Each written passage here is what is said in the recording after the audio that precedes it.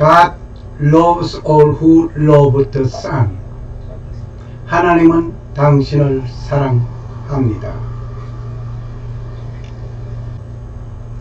우리의 모든 질문과 상담은 이곳에서 이루어지고 있습니다. 이곳이 어딘고 하니 66국의 3927입니다. 신구약 합부가 66권이요 구약이 39권이요 신약이 27권입니다. 모든 성경은 하나님의 감동으로 된 것으로 교훈과 책망과 바르게 함과 의로 교육하기에 유익하니 디모데후서 3장 16절 말씀. 한 예를 들어 보겠습니다. 천지 만물이 창조된 기록을 보시려면 창세기 1장과 2장을 보시면 되겠습니다. 자연이 생겼니 어쩌니 진화되니 어쩌니 그딴 소리 듣지 마시기를 바랍니다. 창세기 1장 2장을 보시면 어떻게 지구가 만들어졌는지 인류가 만들어졌는지 알 수 있습니다. 하나님의 말씀은 압축하면 하라와 하지 말라입니다. If we condense the word is God, it is do and don't do. If we condense the word of God, it is do and don't do. 사도 바울의 옥중 서신 로마서의 복음 끝나지 않음을 볼 수가 있습니다. 바울의 마지막 사역이 무엇이었던고 우리는 생각하면서 한 영상을 보시겠습니다. 결박된 몸, 그러나 담대한 눈빛. 바울은 드디어 로마에 도착했다. 제국의 심장부, 황제의 도시. 길마다 군인들의 발걸음이 울렸고 원형 경기장은 함성으로 가득했다. 이곳은 제국의 권력과 영광의 상징이었지만 바울의 마음에는 오직 하나, 복음이 있었다. 로마에서 바울은 가택연금 상태였다. 군사 한 명이 그를 지켰지만 그의 입은 결코 묶이지 않았다. 그는 오는 사람마다 맞이했고 담대하게 예수 그리스도의 복음을 전했다. 유대 지도자들과도 만나 하나님의 나라와 예수에 대해 증언했다. 일부는 마음을 열었지만 다른 이들은 거부했다. 그러나 바울은 포기하지 않았다. 그는 로마에서 2년 동안 머물며 복음을 전하고 제자들을 양육했다. 그곳에서 옥중서신이 기록되었다. 에베소서, 빌립보서, 골로새서, 빌레몬서. 그의 사역은 감옥 안에서도 멈추지 않았다. 그의 집은 로마 속 작은 교회가 되었고 그곳을 드나든 사람들은 제국 곳곳으로 복음을 전했다. 사도행전의 마지막 장면은 끝이 아니라 시작이다. 복음의 확장성. 바울의 로마 도착은 복음이 제국의 중심까지 이르렀음을 뜻한다. 결박 속의 자유, 외적 환경이 아니라 내적 부르심이 사역을 결정한다. 열린 결말의 메시지. 누가는 바울의 죽음을 기록하지 않는다. 이는 복음의 역사가 계속되고 있음을 암시한다.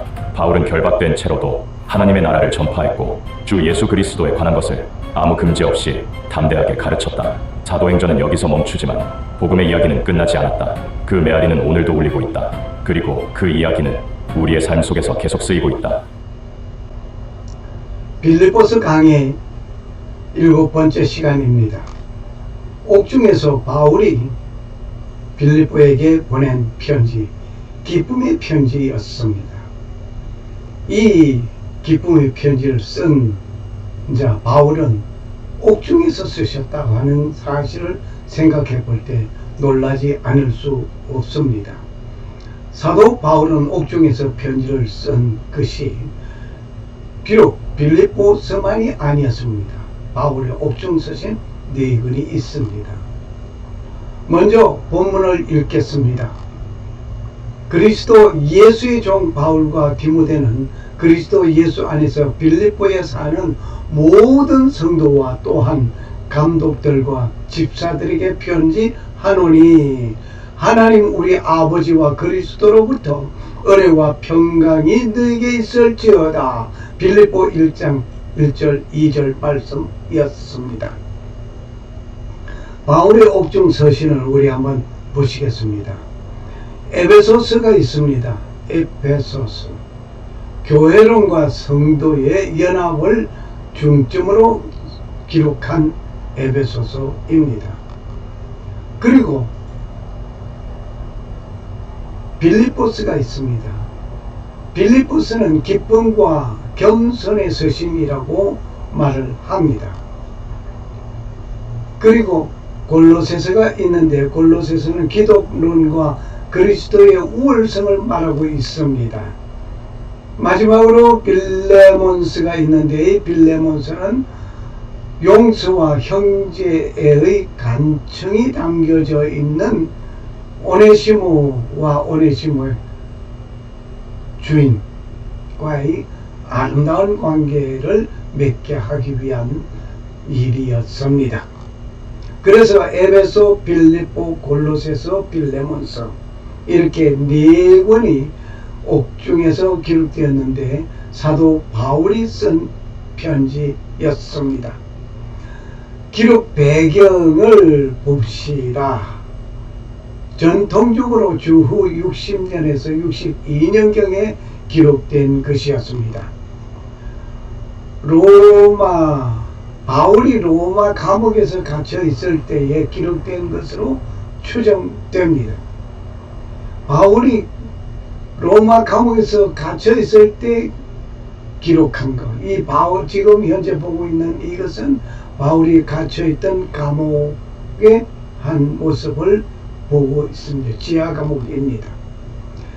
빌립보서의 특징, 이 빌립보서의 특징은 풍부한 영적 교훈을 담고 있습니다.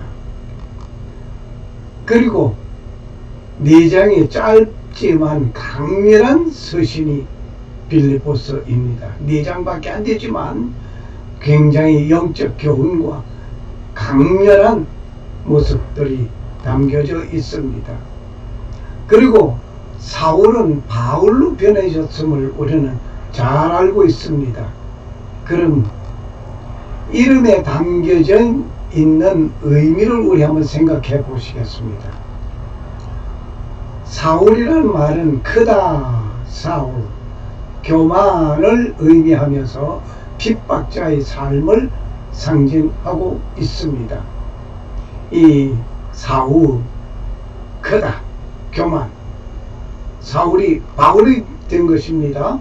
이 바울이라는 말은 작은 자를 의미하며 회개 후에 겸손한 증인의 삶을 살았던 자입니다. 사울이 바울이 되었습니다. 바울이 되기 전에 사울은 어땠습니까? 그 사울은 예수 믿는 자를 잡아 옥에 가두고 예수를 핍박하던 자였습니다. 그가 핍박하던 자가 예수 증인하는 증인이 되었습니다. 다마스쿠스 도상에서 빛 대신 예수님을 만나서 핍박하던 자에게 복음의 전파자로 거듭나게 된 이 사울 말입니다. 이 사울이 바울로 변한 것입니다. 무엇에서? 다마스쿠스에 살던 성도들을, 예수 믿는 자들을 잡아 옥에 가두고 잡아 예루살렘으로 끌고 오게 하기 위해서, 핍박하기 위해서 의기양양하게 가던 그가 예수님이 빛으로 나타나신 예수님을 만나게 되었습니다. 이 빌립보 교회와 로마 투옥된 이 사울, 바울, 정말 사울이 바울, 네, 식민지 도시의 첫 교회가 빌립보 교회였습니다.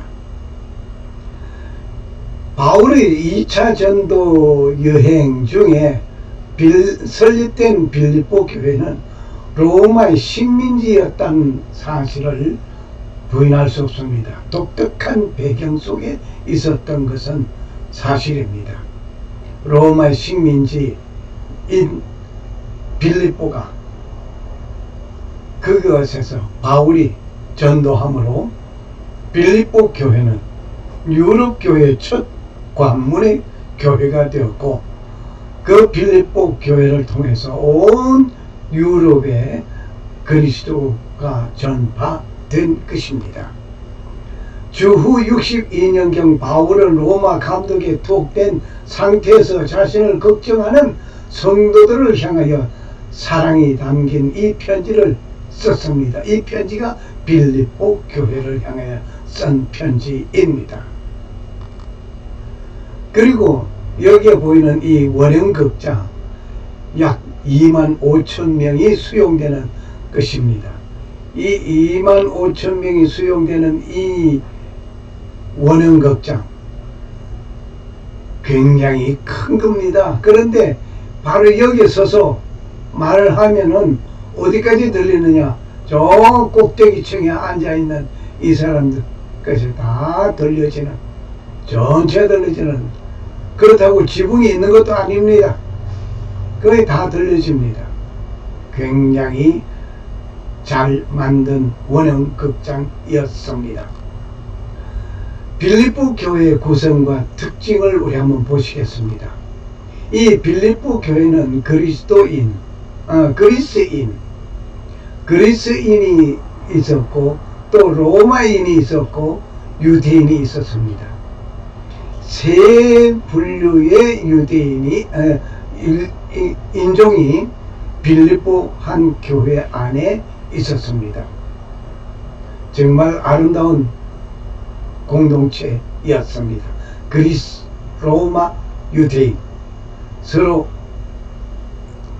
삶의 방식과 그 생활 터전이 다 다른 각계의 사람들이 한 곳 빌립보 교회 공동체 구성원이었습니다.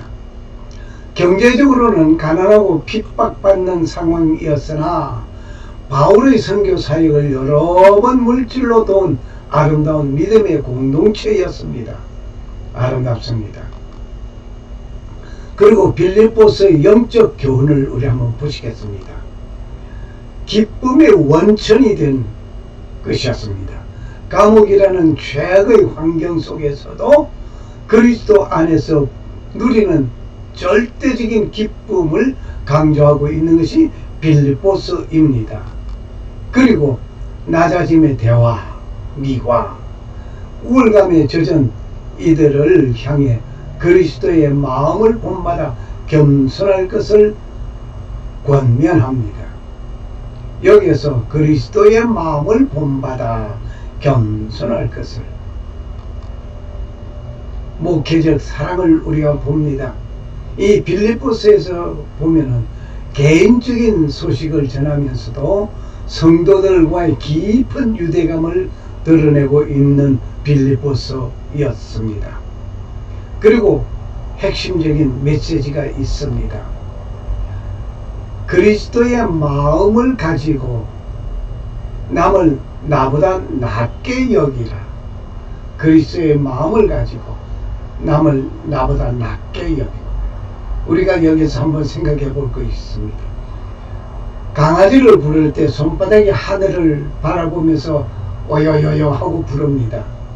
그런데 친한 친구든지 사람을 부를 때는 손등이 하늘을 향해 바라보면서 이리와 이리와 이리와 이리와라니까 하면서 부릅니다. 다시 말하면 너는 내 밑으로, 내 발 밑으로 내려와 내려와 이것이요. 손등을 하늘을 향하여 보기 때문에 손바닥이 아래를 보죠. 그렇게 불렀습니다. 그런데 강아지를 부를 때는 손등은 아래에 있고 손바닥이 위를 바라봅니다. 오요요요. 그러니까 강아지보다 못한 사람인가요? 우리가 그 하나의 방법도 고쳐야 될 것 같습니다. 바울의 고백과 감사의 마음을 한번 봅니다.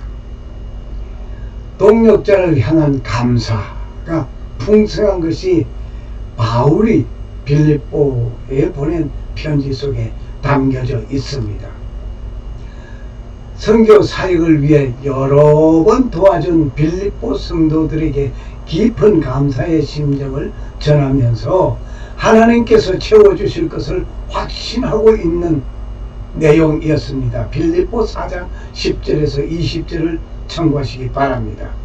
그리고 생사의 갈림길에서의 고백을 들어봅니다. 그리스도와 함께 있기 위하여 죽은 것과 성도들을 위하여 사는 것 사이에서 갈등하는 바울의 진실한 신앙 고백이 담겨져 있는 것이 이 빌립보서 1장 21절에서 26절에 잘 소상히 담겨져 있습니다. 아무리 죽음을 외면하라고 하지만 우리는 이 죽음을 외면한다든가 부정할 수가 없습니다. 왜 그럴까요? 죽음은 우리의 모든 것의 끝을 의미한다고 생각하기 때문입니다.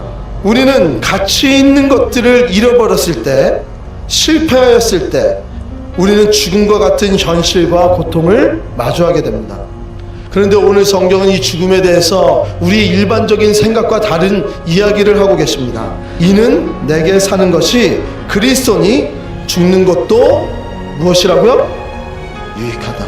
예수 그리스도를 믿는다는 것은 우리를 위해서 죽으시고 부활하신 예수님과 연합하며 사는 것이 중요하다는 사실을, 육신이 죽고 살고의 문제는 아닌 것 같아요. 주와 함께 죽고 주와 함께 사는 것, 죽어야만 그리스도와 함께 할 수 있다는 그 절대 법칙은 우리의 육신과 영혼 다 똑같다는 거예요. 내 생각, 내 편견, 내 미움, 다툼, 명예, 재산, 권력, 음란, 그리스도와 함께 유익을 얻는 그 기쁨을 얻기 위해서 오늘 나를 죽이는 것이 바로 증인이요 제자라는 사실입니다.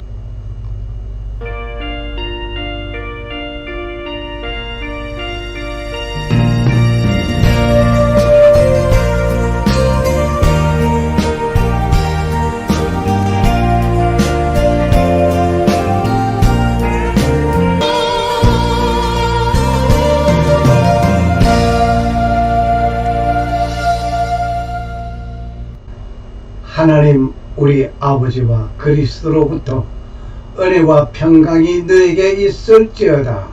빌립보 1장 2절 말씀. 샬롬. 감사합니다. 살아 역사하시는 창조주 하나님은 빌립보스를 통하여 기뻐해야 할 이유를 말씀해 주심에 감사를 드립니다. 오늘도 예수 핍박하는 자를 회개시키고 새로운 삶을 살아가는 자에게 살아계신 창조주 하나님 우리 아버지와 주 예수 그리스도의 은혜와 평강이 임하시기를 축복합니다. 아멘. 할렐루야. 마라나타 주 예수여 어서 오시옵소서. Jesus around for you. Thank you.